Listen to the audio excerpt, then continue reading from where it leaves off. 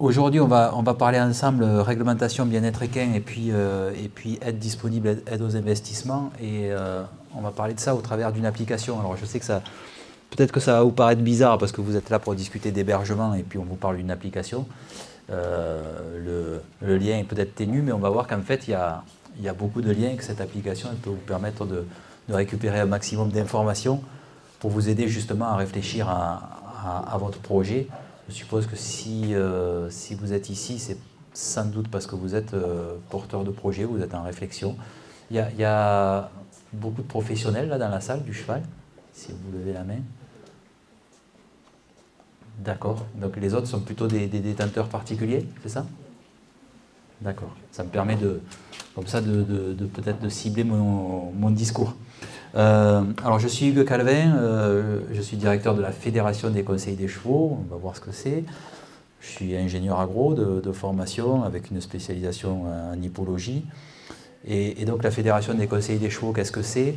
D'abord il faut expliquer ce que c'est qu'un conseil du cheval. C'est une association qui regroupe l'ensemble des structures de la filière dans sa région. Donc quand je dis l'ensemble, c'est les différents secteurs, hein, l'élevage, les courses, l'équitation, les activités connexes. Donc le Conseil des chevaux rassemble tous ces gens pour être l'interlocuteur notamment du Conseil régional. On va voir que ce n'est pas anodin de dire ça parce que quand on va parler notamment des aides aux investissements, c'est assez lié. Donc la fédération regroupe les 16 conseils des chevaux qui existent, 13 en métropole et 3 en outre-mer. Et monte à leur demande des outils. Et cette application-là fait partie des outils que les conseils des chevaux nous ont demandé de développer au service des professionnels notamment. Mais on va voir que c'est aussi au service des détenteurs particuliers. Donc ce que je vous propose, c'est de suivre le déroulé suivant. On va d'abord parler de cette application-là et de à quoi elle sert. Elle sert à s'auto-évaluer, à évaluer ses pratiques. Alors, ses pratiques d'aujourd'hui ou peut-être ses pratiques de demain si vous avez des projets d'évolution. Très vite, on va voir comment elle fonctionne. On verra qu'elle permet d'adhérer à la charte du bien-être équin que vous connaissez sans doute, sinon je peux faire un petit rappel sur ce que c'est. Et puis, on verra qu'elle permet aussi un accompagnement et notamment une information sur les aides aux investissements disponibles dans votre région. N'hésitez pas à me couper hein, si vous avez des questions, on peut le prévoir. Alors d'abord, c'est une application pour s'auto-évaluer, on va voir comment ça fonctionne. L'application, elle contient elle est articulée autour de 3 autodiagnostics. Un autodiagnostic lié à son respect de la réglementation, un lié au respect du bien-être équin et un lié à la biosécurité. Quand on dit biosécurité, maintenant avec la crise sanitaire qu'on vient de vivre, humaine, on voit mieux de quoi on parle, hein, on parle de gestes barrières en fait. Chaque autodiagnostic prend environ 30 minutes et c'est une application qui est 100% gratuite. C'est pour ça qu'aujourd'hui, moi, j'ai rien à vous vendre. Vous irez la télécharger gratuitement si elle vous intéresse. Elle est aussi disponible sur le web. Voilà pour faire très rapide. Alors, le premier autodiagnostic, c'est un autodiagnostic lié aux obligations réglementaires. C'est essentiel, bien sûr, pour un pro, mais également pour un détenteur. Et ces obligations réglementaires, le souci qu'on a, c'est qu'on ne les connaît pas forcément. Moi, le premier, d'ailleurs, hein, j'ai une écurie. Si on m'avait demandé, et d'ailleurs si on me demande encore aujourd'hui, de connaître l'ensemble de mes obligations, j'aurais beaucoup de mal. C'est le cas aussi pour beaucoup d'entre vous. Hein. Vous êtes venus peut-être en voiture, vous conduisez. Si on vous faisait repasser le code, peut-être que vous ne sauriez pas tout bon. Donc il n'y a pas d'inquiétude majeure à ne pas connaître l'ensemble de ces obligations, mais il n'y avait pas de lieu centralisé en fait, où vous pouviez récupérer l'ensemble de l'information et où elle soit mise à jour. Et c'est pour ça au départ qu'on a fait cette appli-là. Donc le premier autodiagnostic, il est là-dessus. 3 rubriques, une quarantaine de questions organisées autour de 3 thématiques que vous voyez là-dessous. Alors mon classeur, c'est ce qu'on adore, c'est tout ce qui est administratif. Par exemple, est-ce que j'ai un registre d'élevage? Est-ce que j'ai bien fait ma déclaration de vétérinaire sanitaire? Est-ce que j'ai un document unique des risques? Est-ce que d'abord j'en ai l'obligation et est-ce que je le tiens? Bon voilà, là on est sur l'administratif. Sur mes pratiques, on est sur les pratiques autour des chevaux. Hein. Par exemple, comment je gère mes déchets vétérinaires? Est-ce que je respecte la réglementation là-dessus? Comment je gère mon transport? Alors tout ça, ça va avoir un impact sur votre, mine de rien, si vous voulez respecter ces obligations-là, sur y compris la conception de vos lieux de pratique et de vos lieux de vie des animaux. La troisième rubrique, c'est les structures. Et là, c'est par exemple, est-ce que ma fumière est aux normes? Est-ce que mes clôtures sont aux normes? Est-ce que j'ai bien informé, par exemple, par le biais de petits panneaux du fait que ma clôture elle est électrifiée? Logiquement, vous devez même la déclarer à mairie, mais bon, ça ne se fait pas. Tout le monde s'en moque de ça, mais pas, voilà, ça fait partie des obligations. Voilà, donc ça, ça nous paraissait essentiel déjà dans un premier temps, même avant d'aller plus loin, de faire en sorte de porter à connaissance en fait de tout détenteur, qu'il soit particulier ou professionnel, de leur porter à connaissance les obligations auxquelles il est soumis. D'autant qu'il peut y avoir des contrôles, comme vous le savez, qui peut vous contrôler la DSV, la DDCSPP, l'IFCE, qui l'an dernier a fait plus de 2600 contrôles. Là, ils peuvent commencer d'ailleurs à vous mettre des pénalités, y compris financières, si par exemple un registre d'élevage pas tenu, c'est 750 €. Donc ça peut valoir le coup de savoir ce qu'on a à faire.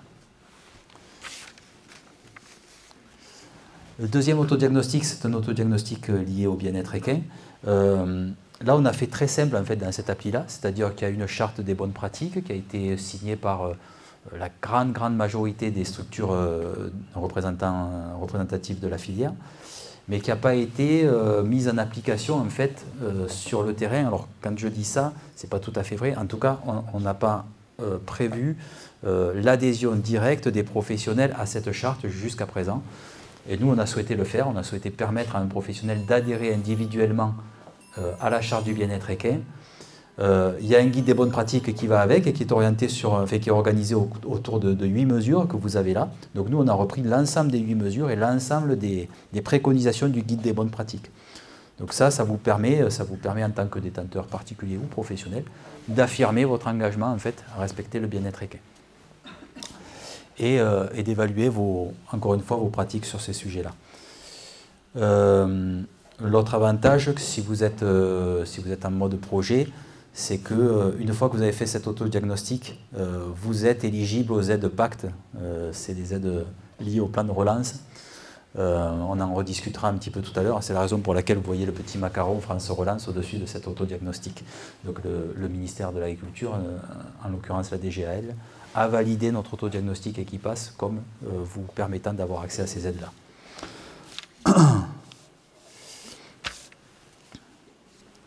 Et puis, troisième autodiagnostic, je le disais tout à l'heure, c'est un autodiagnostic autour de la biosécurité. Là, on est plus sur un mode sensibilisation.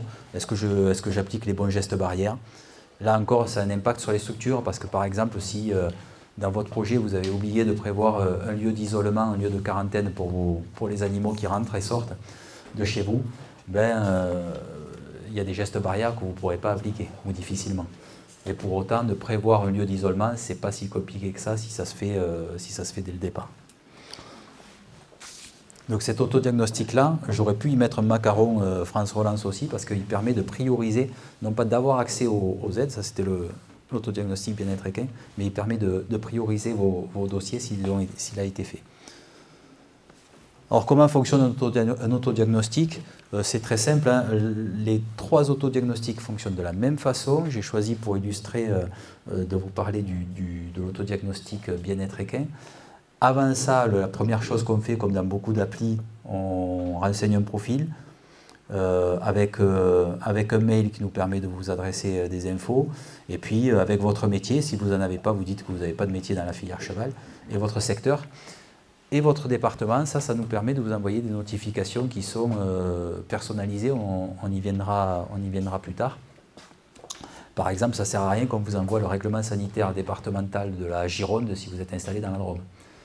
Voilà. Donc ça nous permet de mettre en téléchargement, par exemple, si vous êtes dans la Drôme, uniquement le RSD de la Drôme.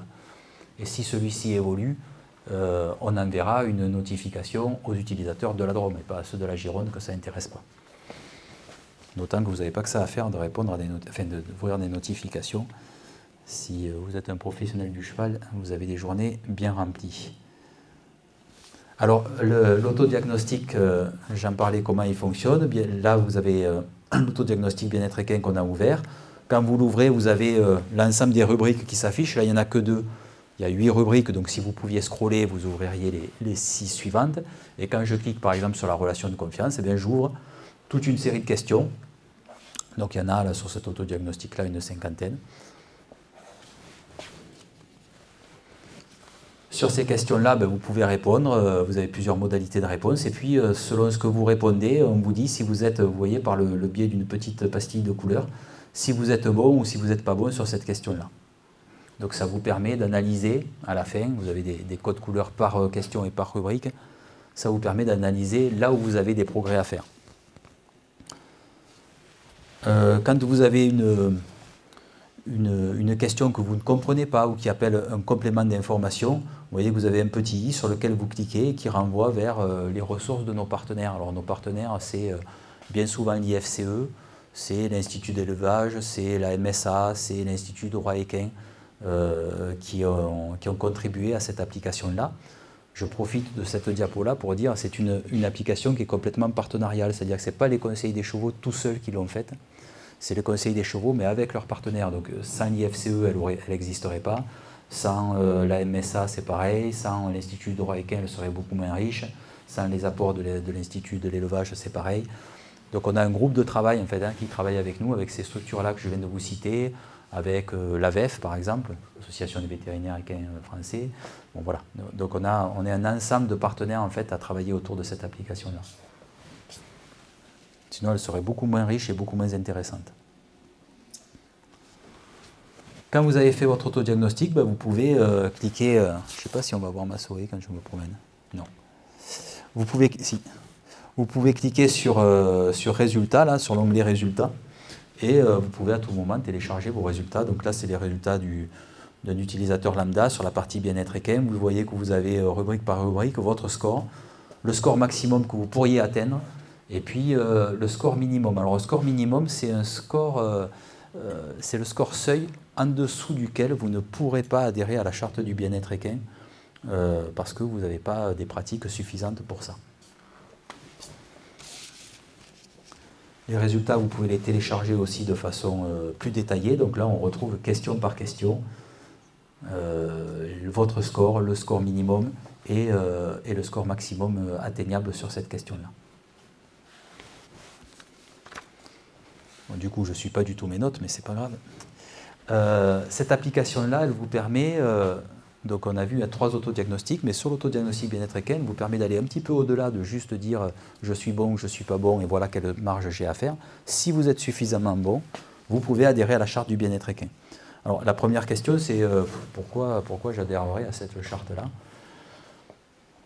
Alors pourquoi il y a 2 niveaux de réponse, je pense. Il y a d'abord individuellement, ça vous permet de marquer le fait que le bien-être équin fait partie de vos préoccupations majeures, donc c'est un engagement individuel. Ça vous permet de vous engager à progresser et d'être accompagné, notamment au travers de l'appli. Pas uniquement, parce que vous avez des démarches de qualité aujourd'hui qui prennent notre autodiagnostic et l'adhésion à la charte du bien-être équin comme un prérequis. C'est-à-dire que il y a des conseillers des chevaux, par exemple, qui portent des démarches de qualité. Il faut d'abord avoir fait ces autodiagnostics, être adhérent à la charte du bien-être équin pour ensuite rentrer dans la démarche de qualité. Donc ça vous permet de marquer ça et puis de l'afficher. Et puis deuxième niveau de réponse, c'est plus individuel, mais c'est à l'échelle d'une filière. C'est-à-dire que pour qu'une filière puisse se présenter comme réellement soucieuse du bien-être équin, il ne suffit pas que des structures nationales aient signé une charte. Il faut encore qu'au niveau du terrain, de chaque professionnel soit possiblement engagé dans cette démarche-là. Alors je prends l'exemple souvent de la charte des bonnes pratiques bovines, je ne sais pas s'il y en a qui connaissent. La charte des bonnes pratiques bovines, c'est quelque chose qui a été mis en place début des années 2000 suite à la crise de la vache folle. Donc c'est en gros le respect du bien-être équin, de la traçabilité, de certaines normes environnementales, etc. Et on a plus de 90% des éleveurs qui y adhèrent. Donc on peut dire que la filière bovine, elle est fortement engagée dans le respect des bonnes pratiques. Et nous, c'est un de nos objectifs, très clairement, c'est d'avoir un maximum de professionnels et de détenteurs particuliers également, qui s'engagent à respecter la charte du bien-être équin. Alors comment ça marche? Si vous atteignez vos scores minimum, il vous suffit de cliquer sur l'onglet adhésion et vous pouvez adhérer. Alors là, vous voyez que l'appli vous demande une contribution de 0,99 €. Alors l'objectif de ça, c'est que ça nous permet de vous identifier comme réellement un professionnel qui a envie de s'engager et pas un kidam qui, juste pour rigoler, clique sur j'adhère à la charte du bien-être équin, mais en fait le gars il est boulanger, ou alors c'est un gamin de 7 ans, voilà, qui dit ah ouais, moi le bien-être équin j'aime bien, alors je vais adhérer. Donc ça nous permet de cibler, et cet euro-là, il est sous le contrôle du groupe de travail, donc l'ensemble des structures dont je vous parlais tout à l'heure, entièrement utilisé pour la maintenance et l'amélioration de l'appli. C'est que de l'auto-évaluation. Alors c'est une très bonne question, donc là vous m'amenez à ce qui va pouvoir suivre. C'est-à-dire que derrière, je me suis engagé, est-ce qu'à un moment donné je suis contrôlé? C'est peut-être ça que vous avez en tête. Qui vérifie? Voilà, donc ça c'est l'étape suivante, c'est-à-dire que là l'appli elle permet de s'engager. Après, c'est aux structures professionnelles de dire j'ai 2000 pros qui se sont engagés, je vais soit tous les contrôler, soit je vais échantillonner, soit je vais les contrôler tous les 3 ans. Je vais mettre en place ce qu'on appelle un plan de contrôle. C'est une deuxième étape. Et c'est une deuxième étape à laquelle, moi je vous remercie de poser la question, à laquelle bien sûr on pense très fortement. C'est ce qu'on appelle, en fait, une crédibilisation, c'est la crédibilisation d'une démarche. C'est-à-dire que pour qu'elle soit crédible, il faut qu'il y ait un maximum de pros qui y adhèrent, de détenteurs, pardon, je parle toujours trop de pros, de détenteurs qui y adhèrent, mais il faut aussi à un moment donné qu'il y ait un accompagnement, c'est important, hein, c'est-à-dire que on n'est pas obligé de faire du contrôle qui soit forcément répressif. Il peut y avoir un accompagnement qui est aussi un contrôle, mais qui est un contrôle de partenariat en fait. Cette démarche de crédibilisation, la filière bovine l'a très bien faite avec la charte des bonnes pratiques, par exemple. Enfin, l'appli, elle vous permet un accompagnement. Alors, on va venir aux aides rapidement, mais elle permet un accompagnement pas que grâce aux aides. D'abord, il y a beaucoup de documents qui sont téléchargeables. Je parlais tout à l'heure du guide des bonnes pratiques du bien-être équin. Il est téléchargeable dans l'appli, mais il y a beaucoup de documents téléchargeables. Là, je vous ai mis, par exemple, l'affichage pour le local phyto, si vous en avez un, le document unique des risques type, parce qu'un document unique des risques, c'est compliqué à monter, c'est long. On a travaillé avec la MSA pour en monter un type qui vous suffit d'adapter en fait à votre exploitation. Donc au lieu de passer 3 jours à monter votre document unique des risques, vous téléchargez celui-là, vous l'appliquez et c'est quand même plus rapidement fait. Vous avez votre règlement sanitaire départemental, enfin voilà, toute une série de ressources qui sont téléchargeables dans l'appli. On a au passage aussi des partenariats avec des applis de gestion des registres d'élevage, etc., Equimondo, Cavallog, etc. Vous voyez, c'est SmartJack. Donc on a des partenariats avec ces applications-là qui font que si vous êtes utilisateur d'Equipas, vous avez des offres privilégiées avec ces applis-là. Je n'ai pas pu tout détailler dans le diapo, mais voilà, sachez-le. Des notifications personnalisées, on en a parlé tout à l'heure. Alors, on en fait peu des notifications parce qu'on n'a pas envie de noyer les utilisateurs sous les notifications. Et elles vont concerner uniquement, est-ce qu'il y a par exemple le conseil régional Auvergne-Rhône-Alpes qui vote un nouveau dispositif d'aide. Ben là, on va vous envoyer une notification. Une évolution réglementaire majeure, on va envoyer une notification parce que l'appli elle est mise à jour. Des infos sanitaires importantes, par exemple en partenariat avec le RESP, puisqu'on y travaille, on va vous tenir au jus. Une formation, mais qui est typiquement sur un sujet où on voit que vous avez des progrès à faire, on va vous tenir informé. Mais si vous êtes uniquement un établissement équestre et que vous ne faites pas de culture, par exemple, on ne va pas vous dire qu'il y a une formation sur la culture sur la production de sorgho à côté de chez vous, ça ne va pas vous intéresser. Et puis on se fait le relais au travers de ces notifications des infos de nos partenaires que je citais tout à l'heure. L'appli vous renvoie également, parce que c'est une application, ce n'est pas une démarche de qualité. Je réponds un petit peu à la question de tout à l'heure. C'est juste une application d'auto-évaluation et d'information, en fait. Hein. Mais on n'a pas vocation à être une démarche de qualité. Par contre, ça renvoie sur les démarches de qualité existantes qui sont partenaires, des démarches de qualité régionales. Là, j'ai pris l'exemple de Qualité Quidé, Nouvelle-Aquitaine ou Occitanie. Elles peuvent être sectorielles. Par exemple, France Énergie Animale, c'est des labels liés à l'attraction animale, l'utilisation des équidés de travail. REX, vous connaissez peut-être, ça labellise les centres de reproduction, ou des labels thématiques autour, par exemple, de l'environnement du bien-être, comme le label EQRS. Donc nous, ces labels-là, ils sont partenaires, ils font aussi partie du groupe de travail, et on renvoie vers ces labels-là dans l'appli. Alors si, bien sûr, vous dites dans l'appli que vous ne faites pas de repro, vous ne trouverez pas le label REX dans vos recommandations. Hein. C'est ciblé. Autre mode d'accompagnement, c'est que les conseillers des chevaux mettent en place des formations. Alors ces formations-là, comment elles sont construites? On part de votre autodiagnostic, de là où vous nous signalez des progrès à faire, de votre projet, et on vous accompagne au travers de ces formations-là. C'est-à-dire qu'on dessine le plan de progrès, qu'est-ce que vous voulez faire de mieux que ce que vous faites actuellement. C'est rien, moi les chevaux sont tous en box et vous voulez faire une grande stabu avec du solaire, un accès aux prairies, un distributeur automatique de concentré, etc. Donc on regarde votre projet, on regarde à quelles aides éventuellement vous avez droit, vers quel label vous pouvez aller. Donc c'est vraiment des formations actions. On en a mené une quinzaine en région et je vous invite à vous rapprocher de votre conseil des chevaux pour voir les prochaines formations qui ont lieu près de chez vous. Et puis enfin, vous retrouvez dans l'appli les différentes aides disponibles. Alors ça, c'est entièrement mis à jour par les conseils des chevaux. Donc je ne vous cache pas qu'il y a des régions où c'est mieux fait que dans d'autres. Si ce n'est pas assez bien fait dans votre région, vous sollicitez votre conseil des chevaux pour qu'il les tienne mieux à jour. Donc on renvoie vers ça. Et on va discuter un petit moment de ces aides disponibles en prenant quelques exemples. Alors, ce n'est pas mon cœur de métier, mais j'en connais quelques-unes. Et donc, on va prendre quelques exemples, quitte à ne pas être exhaustif, ça ne sera pas le sujet. D'abord, on va parler surtout aide aux investissements. On ne va pas parler de l'ensemble des aides PAC, par exemple. Alors, sur ces aides-là, votre conseiller des chevaux peut vous informer, dans certains cas accompagne, dans certains cas même instruit les dossiers. Et puis surtout le conseiller des chevaux, il négocie en fait avec votre conseiller régional les aides disponibles à la filière. Ça fait partie de son travail de lobbying en fait. L'accompagnement, c'est plus le cœur de métier des chambres d'agriculture, avec qui le conseiller des chevaux doit travailler en partenariat sur le terrain.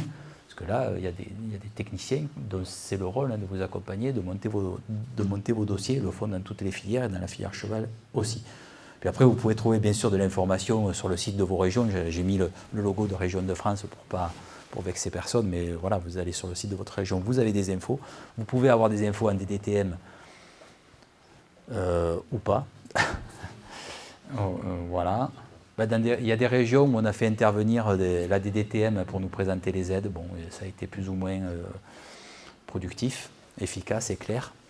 Et puis après, vous pouvez aussi vous rapprocher de votre centre de gestion, hein, bien sûr. Donc, je veux dire par là qu'un conseiller des chevaux, ce n'est pas l'unique interlocuteur quand on a besoin de monter un dossier d'aide. Il peut vous aider, mais il y a tout un écosystème autour de vous. Alors, j'ai pris volontairement des exemples en Auvergne-Rhône-Alpes. Là, on est sur des aides européennes, hein, gérées par les régions, c'est le FEADER. Donc aujourd'hui, ce qui existe alors je dis chez vous, je ne sais pas d'où vous venez. Il y en a qui viennent peut-être Occitanie ou PACA? PACA? Ah, PACA. Bon, PACA, il y a moins d'élevage, hein, ça ne vous aura pas échappé. C'est peut-être quand on est sur le site de la région PACA, on voit que c'est moins une priorité qu'ailleurs. Je ne sais pas comment le dire de façon... Ça, vous le couperez. Bon, alors ça, c'est en Auvergne-Rhône-Alpes. l'action modernisation des exploitations agricoles, qui s'est ouvert aux agriculteurs à titre principal et à titre secondaire. Qu'est-ce qui est éligible comme investissement, les écuries, les box, les stabus, les abris de prêt, etc. Comme on est dans le cadre du plan de relance, là, ce qui demande, c'est 50% de ces investissements qui sont liés au bien-être équin et à la biosécurité. Il y en a toute une liste, en fait, mais que vous pouvez retrouver sur le site de la région. On a des plafonds. Alors, en fait, il y a deux aides. Il y a la 411 et puis la 401.1, la 410 1.1. Donc, on est sur des plafonds entre 30 000 € et 335 000 € de dépenses éligibles. Ce n'est pas les plafonds d'aide, c'est les plafonds de dépenses éligibles. Et sur des taux d'aide de 15 à 20%. 20% sur le petit plafond et 15% sur le gros, et avec des bonifications si vous êtes jeune agriculteur, si vous êtes en zone de montagne, etc. Le dépôt, là, il se fait en DDT. Ils ont relancé, alors ça marche par appel à projet, en fait, et par période. Donc là, il y a une période qui a été relancée jusqu'au 31 janvier 2022. Et vos dossiers, ils sont priorisés, en fait. Il y a des systèmes de scoring, vous connaissez ou pas? Alors les systèmes de scoring, ils dépendent des régions. C'est les régions qui ont un petit... Enfin, il y a des trames générales, mais ils dépendent des régions. Et la région choisit de prioriser, par exemple, les jeunes agriculteurs. Ils vont vous mettre des points en plus si vous êtes JA. Ils vont vous mettre des points en plus si vous êtes en agriculture biologique. Ils vont vous mettre des points en plus si vous appartenez à un système de vente par circuit court, etc. Donc la région choisit ses orientations politiques et ils choisissent de prioriser les dossiers. Voilà. Et donc, c'est là où ça peut être important d'être très bien accompagné. Selon votre projet, vous êtes plus ou moins bien scoré, vous êtes en haut de la pile ou vous êtes en bas de la pile. Et si vous êtes en bas de la pile, quand l'enveloppe est mangée, il n'y a plus d'argent. Voilà. Donc, il vaut mieux être bien scoré. Alors, petite particularité sur ces aides-là, on va dire que pour se caler à la définition européenne de l'activité agricole, les régions, elles sont obligées de gesticuler un petit peu parce que très souvent, vous avez des activités qui ne sont pas considérées comme entièrement agricoles, en tout cas pas entièrement de l'élevage. Et là, par exemple, en Auvergne-Rhône-Alpes, ils font un ratio, c'est-à-dire qu'ils vont regarder votre chiffre d'affaires élevage. Alors, élevage, ça veut dire la vente de poulets, mais ça veut dire aussi la vente de pensions débourrage, de pensions repro, etc. Bon, voilà. Donc, ils font un gros paquet avec votre chiffre d'affaires élevage. Ils font le ratio par rapport à votre chiffre d'affaires global cheval. Et ils disent, mettons, il y a 20% de son chiffre d'affaires cheval qui est vraiment de l'élevage. Et ce ratio, ils vont l'appliquer à la fois sur l'instruction du dossier et sur le paiement. C'est-à-dire qu'ils vont vous dire, ben, vous auriez eu droit à 100 000 € d'aide, je dis n'importe quoi, mais comme votre chiffre d'affaires élevage ne représente que 20%, vous avez droit à 20% des 100 000 €. J'ai été clair? Ouf. Parfait. Voilà, donc ça, à chaque fois, je vous ai mis, informez-vous auprès de votre conseil des chevaux, parce que c'est des infos que je suis allé chercher auprès du conseil des chevaux et auprès du conseil régional. Le mieux pour avoir l'info actualisée, ce n'est pas de regarder mon PowerPoint, mais c'est d'aller sur leur site internet. Voilà. Je parle sous le contrôle, même s'ils sont loin des conseils des chevaux et des conseils régionaux. Alors, chez vous, chez vous, en Auvergne-Rhône-Alpes, il y a une particularité, c'est le plan Ambition Cheval. Alors là, les bénéficiaires, c'est les structures adhérentes de la FFE. On est plus sur un taux d'aide, on est sur une aide forfaitaire de 1 000 € et puis plus 4 000 €, vous voyez, si c'est des investissements liés au handicap, plus 5 000 si c'est des structures labellisées EQRS, dont on a parlé tout à l'heure. Alors sur l'enveloppe des 1 000 €, qu'est-ce qu'on peut payer avec ça? Participer à payer des abris de prêt, des bacs à eau, des clôtures, des distributeurs de concentrés. Qu'est-ce qu'on ne peut pas payer? C'est tout ce qui est barré. Vous ne pouvez pas acheter du foin avec, par exemple. On exclut aussi sur cette enveloppe-là tout ce qui est sable de carrière et des installations, on va dire, lourdes. En revanche, sur l'enveloppe des 5 000 €, mais qui n'est ouverte que si vous êtes structure adhérente de la FFE et labellisée EQRS, vous voyez tous les investissements qui peuvent conduire à l'accès à cette enveloppe-là. Alors là, le dépôt est, j'allais dire, plus simple. Il n'est pas posé en DDT, on fait le dépôt sur le site de la région. Il y a un petit tuto qui est pas mal fait, qui est disponible sur le site de la région.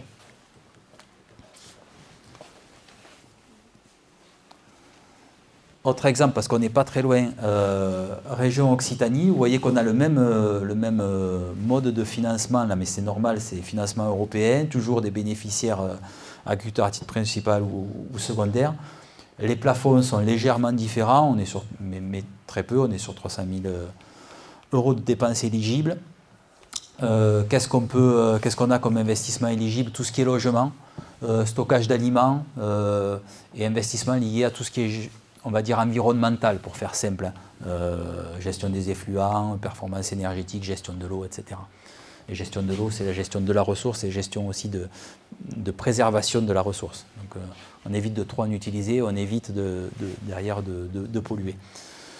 Avec des taux d'aide, vous voyez, de 30%, avec des majorations maximum 20%, donc on peut atteindre des taux d'aide de 50%.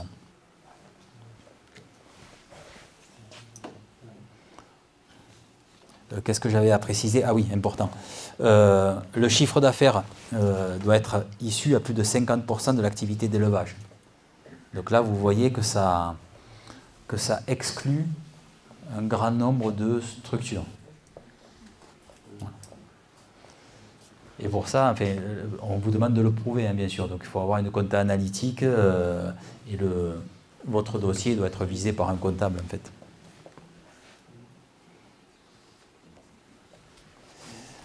Sur Occitanie, alors encore une fois, c'est des exemples, hein, mais vous avez beaucoup de régions qui ont des systèmes, c'est pour ça que je vous ai pris des exemples sur au moins 2 régions, qui ont des systèmes assez proches. Là, vous voyez qu'il y a une petite aide complémentaire aussi, qui n'est pas européenne. Donc le pass élevage, donc les bénéficiaires, c'est les agriculteurs à titre principal, là pour le coup. À titre secondaire, c'est vraiment sous des conditions assez contraignantes. On peut investir sur beaucoup de domaines, équipement d'élevage, des petits aménagements, etc. Il y a beaucoup de possibilités. Il y a un point de vigilance quand même, c'est que la liste des dépenses qui sont inéligibles, qui est accessible sur le site de la région, est assez large, donc il ne faut pas se planter, avec des plafonds d'aide de 3 à 12 000 euros. Donc c'est pour des petits projets quelque part.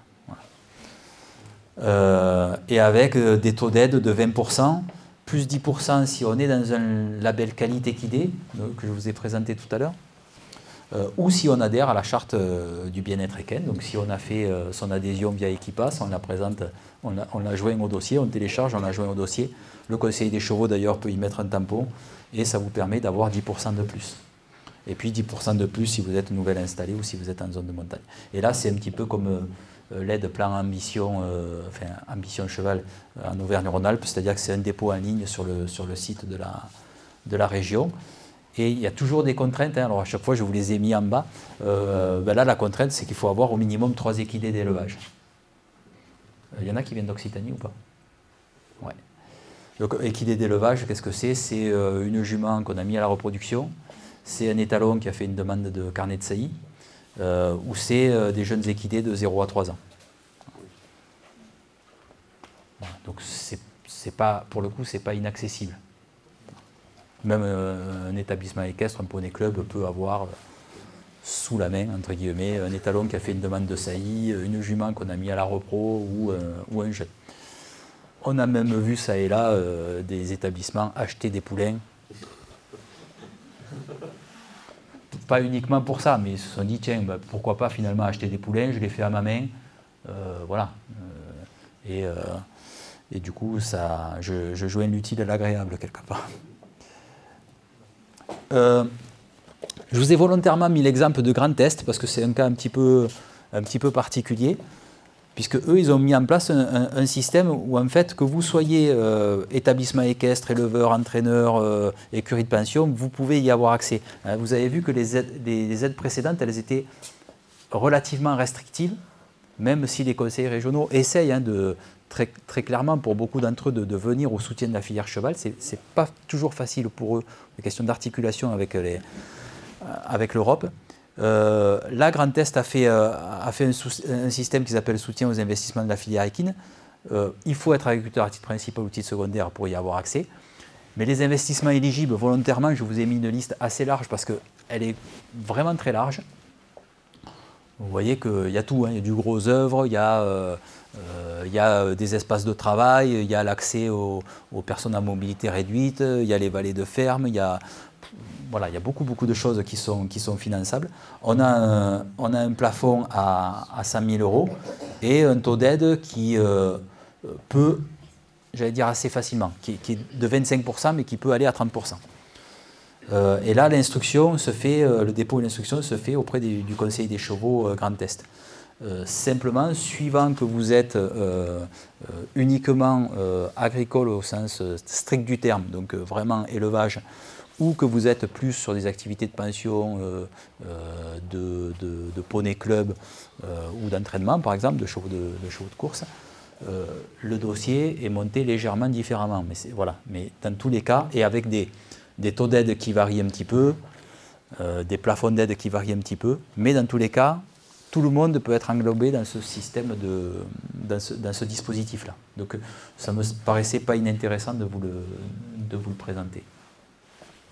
Alors je suis désolé, je ne savais pas qu'il y avait des gens de PACA, sinon je vous aurais fait un topo PACA.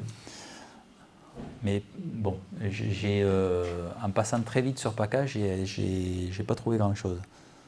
Mais c'est peut-être, ça vient peut-être de moi. Mais je vous invite à vous rapprocher de Jérôme Damien, je vous donnerai ses coordonnées si vous voulez, qui est le chargé de mission du Conseil des chevaux PACA. Voilà, ce qu'il faut retenir de cette affaire-là et de cette appli, c'est qu'elle permet de vous auto-évaluer, voire même de prévoir un petit peu mieux peut-être votre projet si vous en avez un. Il vous permet d'être accompagné pour améliorer vos pratiques et d'aller vers des démarches de qualité. Elle vous permet d'adhérer à la Charte du bien-être équin, et c'est la seule appli qui vous permet ça aujourd'hui. Et puis elle vous permet d'être informé en temps réel. Alors des aides, c'est intéressant, mais clairement, hein, vous avez vu que les taux d'aide à 25%, c'est pas ça qui fait vivre un agriculteur. Hein. Enfin, voilà. C'est un coup de pouce pour s'améliorer. Hein. C'est pas, voilà, ça fait pas la rentabilité d'une structure. Donc ça vous permet d'être informé sur les aides, sur les formations organisées en région, sur les évolutions réglementaires, etc. Tout ce qu'on a vu ensemble. Si ça vous intéresse, vous pouvez retrouver Equipas sur les réseaux sociaux. On a une page et puis un groupe privé qui permet d'échanger des petites astuces entre utilisateurs d'Equipas, de faire remonter aussi tout ce qui peut ne pas aller dans l'appli, parce que quand on l'a lancé il y a un an, ben, il y avait des améliorations à apporter. Donc nous, on est très à l'écoute des utilisateurs qui nous disent « Tiens, ça serait bien de rajouter ça serait bien de faire évoluer tel truc ». Donc vous pouvez nous rejoindre sur les réseaux sociaux et puis vous pouvez aller télécharger l'appli, soit sur les stores, soit en scannant le QR code que vous retrouverez sur la présentation.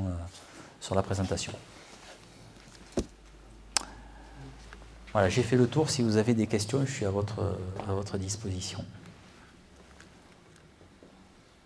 Oui. Ah ben non, avec le Covid, je ne peux pas vous filer ça. Est-ce qu'il existe aussi des aides lorsqu'on est porteur de projet, quand on souhaite s'installer? Parce que là, on parle souvent d'aide, mais il faut déjà être agriculteur à titre principal ou secondaire. Il n'y a pas tout le monde qui a une exploitation forcément qui tourne déjà.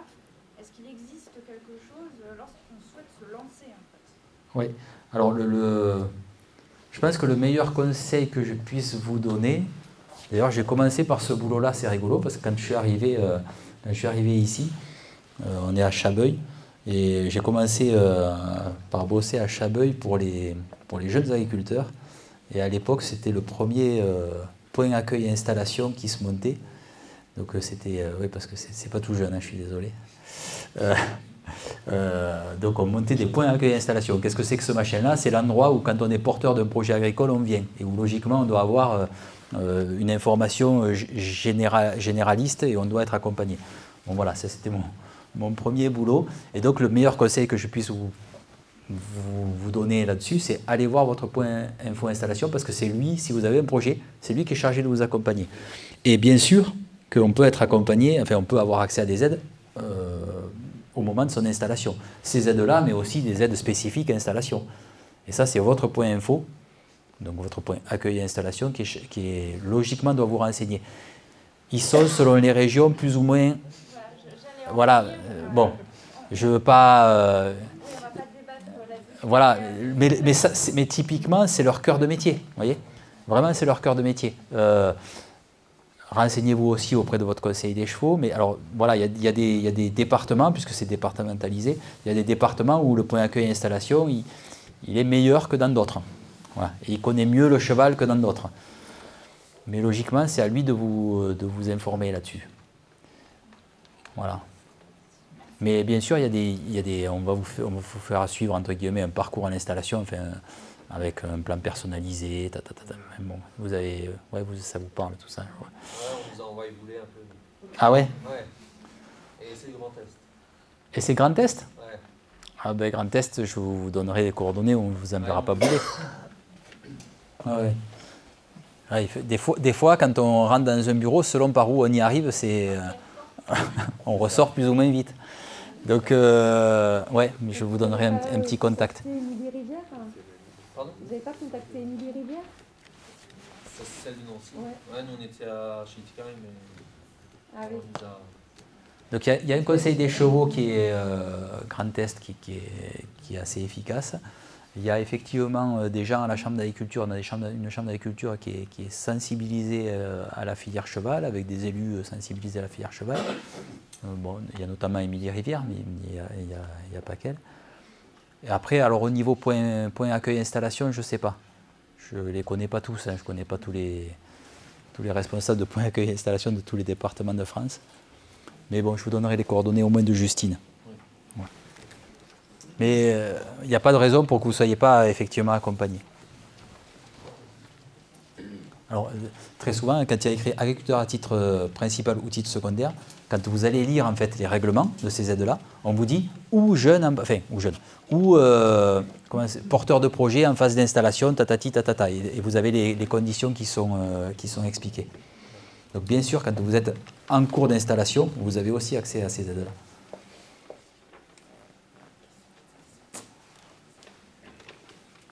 Oui.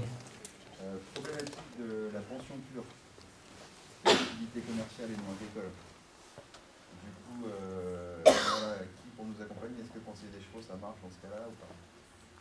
Oui. Le conseil des chevaux, il ne fait pas de différence entre les professionnels de la filière, qu'ils soient agricoles ou non agricoles. Par pension pure, vous voulez dire pension sans rien d'autre? Voilà, sans valorisation, du coup, ça fait deux. Ouais. D'accord. Et c'est un choix de votre part de déclarer, de faire de la pension pure? Dans un premier temps. D'accord. Parce que, enfin, vous pouvez, je sais pas, vous pouvez faire la même chose, en disant qu'il y a un peu de travail et voilà, et vous le recevez. C'est en micro. Non, ce que je veux dire, c'est qu'on a très vite fait de prendre, je vais le formuler autrement, on a très vite fait de prendre un cheval en pension et d'y faire du travail dessus. Il y a beaucoup de détenteurs particuliers qui ont besoin qu'on les accompagne, même si on n'a pas envie, on a la demande en fait. Je ne sais pas si ça vous arrive, mais voilà, les gens ils viennent mettre un cheval en pension chez vous et très vite ils sont en demande de quelque chose, d'un travail soit sur le cheval. Alors, si on n'a pas bien sûr les diplômes pour, on ne va pas leur enseigner l'équitation, mais on peut travailler sur le cheval, on peut faire des tas de choses. Voilà. Après, ça se réfléchit en business plan, tout ça. Si ça vous intéresse davantage de vous positionner en pension pure, ça peut avoir un intérêt, mais voilà, c'est à étudier. Et le conseil des chevaux, vous êtes où? D'accord. Donc là, c'est... alors, au conseil des chevaux de Bourgogne, c'est quelqu'un qui est justement employé aussi par la Chambre d'agriculture et mise à disposition du conseil des chevaux. Donc elle a les deux casquettes. C'est très bien. Enfin, c'est très bien, ça fonctionne bien. Et je pourrais vous donner ses coordonnées aussi. Oui. Vous avez une question concernant les formations Oui. qui sont offertes par le conseil des chevaux dans les départements. Oui. Est-ce qu'il faut avoir, c'est ouvert à tout le monde ou est-ce qu'il faut avoir un statut agricole pour y participer? Alors, elles sont ouvertes à tout le monde en fait. Sauf que quand vous êtes agriculteur, elles sont prises en charge par le biais des fonds formation, de la formation professionnelle. Voilà, on a cette chance-là d'avoir des formations qui sont finançables par Vivea ou FAFCA si vous êtes salarié. Et voilà. Alors c'est un jour de formation, en gros, ça va vous coûter, que je ne dise pas de bêtises, 250 €, quoi. C'est ces ordres de grandeur. Hein. Et ça, c'est pris en charge par votre fonds de formation quand vous êtes un pro, quoi. Pas d'autres questions? Je me tiens à votre disposition. Là, j'ai des gens à qui je dois donner des coordonnées. Et n'hésitez pas. Merci. Téléchargez Equipass et consultez, demandez à votre conseil des chevaux quand vous avez besoin de renseignements.